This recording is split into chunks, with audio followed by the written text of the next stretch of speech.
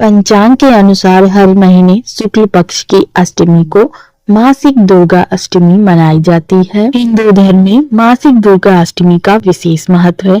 नवरात्रि में पड़ने वाली अष्टमी को महाअष्टमी कहा जाता है। इसके अतिरिक्त हर महीने के शुक्ल पक्ष की अष्टमी तिथि को मासिक दुर्गा अष्टमी व्रत किया जाता है। इस दिन माँ दुर्गा का विधि विधान से पूजा करने के साथ ही भक्त उन्हें प्रसन्न करने के लिए व्रत भी करते हैं। तो आइए जानते हैं साल 2024 में सावन माह की मासिक दुर्गा अष्टमी कब पड़ रही है, अष्टमी तिथि कब शुरू कब समाप्त और इस दिन के शुभ मुहूर्तों के बारे में।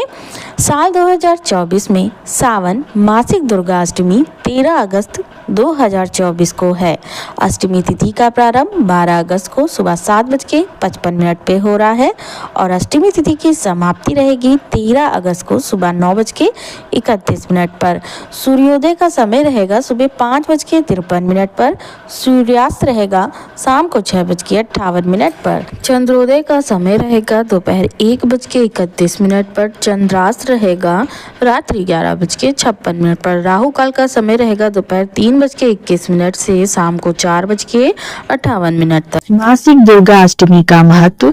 मासिक दुर्गा अष्टमी के दिन व्रत व पूजन करने से माँ जगदम्बा का आशीर्वाद प्राप्त होता है। मान्यता है कि माँ आदिशक्ति अपने भक्तों के कष्टों को दूर करती हैं। दुर्गा अष्टमी व्रत करने से घर में खुशहाली, सुख, समृद्धि और धन आता है। मासिक दुर्गा अष्टमी पूजा विधि। मासिक दुर्गा अष्टमी करने वाले साधकों को सप्तमी के दिन सात्विक भोजन ग्रहण करना चाहिए। रात्रि में भूमि पर शयन करना चाहिए। अगले दिन यानी अष्टमी तिथि को ब्रह्म बेला में उठकर घर की अच्छी तरह से साफ सफाई कर गंगा जल से पवित्र करें।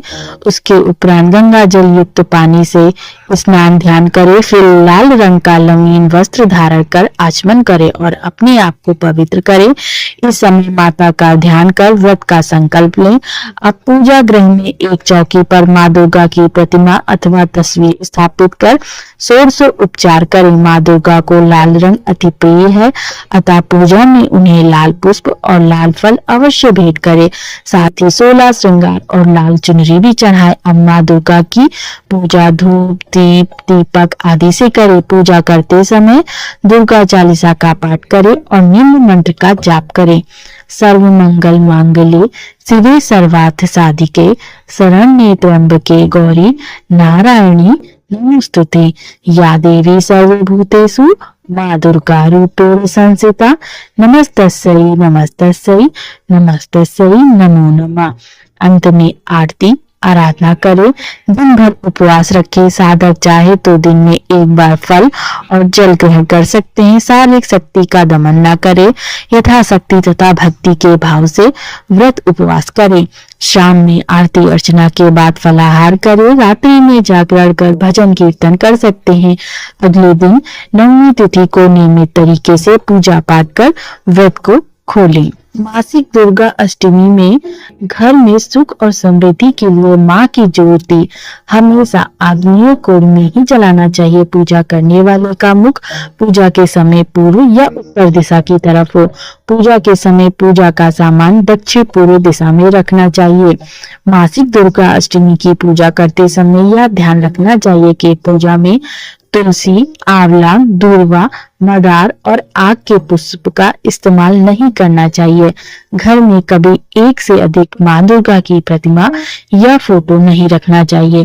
तो आइए जानते हैं मासिक दुर्गा अष्टमी की कथा।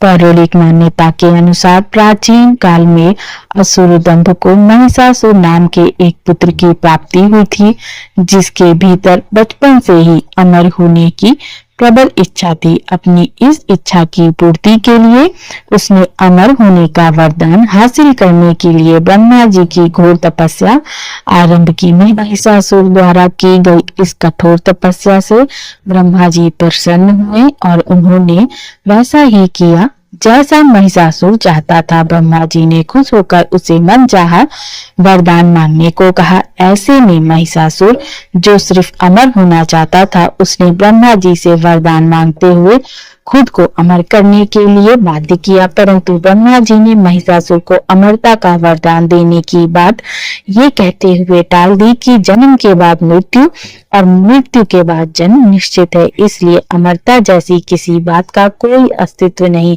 जिसके बाद ब्रह्मा जी की बात सुनकर महिषासुर ने उनसे एक अन्य वरदान मानने की इच्छा जताते हुए कहा कि ठीक है, यदि मृत्यु में होना तय है तो मुझे ऐसा वरदान दे दीजिए कि मेरी मृत्यु किसी स्त्री के हाथ से ही हो।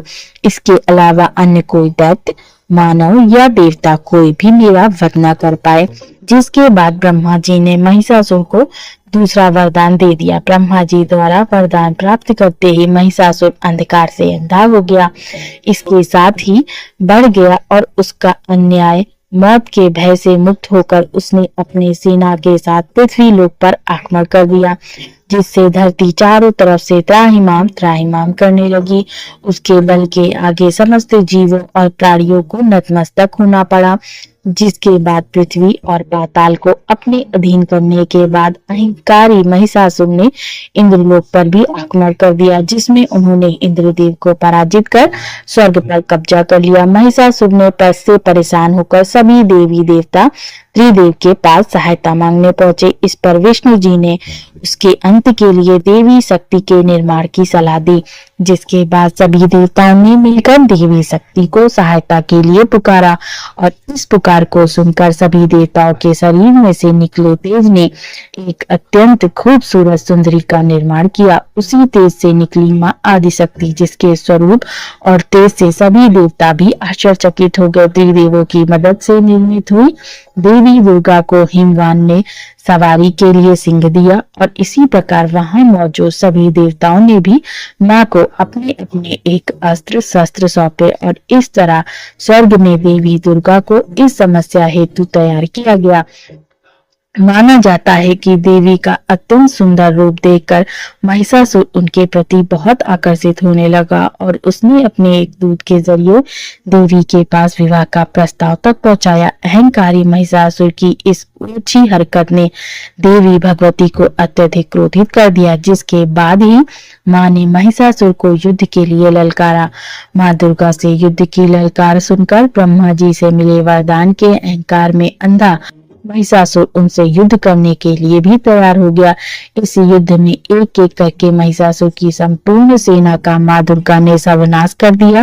इस दौरान माना ये भी जाता है कि ये युद्ध पूरे 9 दिन तक चला, जिस दौरान असुरों के सम्राट महिषासुर ने विभिन्न रूप धरकर देवी को छलने की कई बार कोशिश की, लेकिन उसकी सभी कोशिशें आखिरकार नाकाम रही और देवी भगवती ने अपने चक्र से इस युद्ध में महिषासुर का सिर काटते हुए उसका वध कर दिया। अतः इस तरह देवी भगवती के हाथों महिषासुर की मृत्यु संभव हो पाई। माना जाता है जिस दिन मां भगवती ने स्वर्गलोक, पृथ्वीलोक और पाताल लोक को महिषासुर के पापों से मुक्ति दिलाई, उस दिन से ही दुर्गा अष्टमी का पर्व प्रारंभ हुआ। आशा है आपको ये जानकारी पसंद आई होगी। अगर वीडियो पसंद आई हो तो वीडियो को लाइक कर दे और अगर मेरे चैनल पर नए आए हैं तो जल्दी से जाके मेरा चैनल सब्सक्राइब कर दे। जय मां दुर्गा।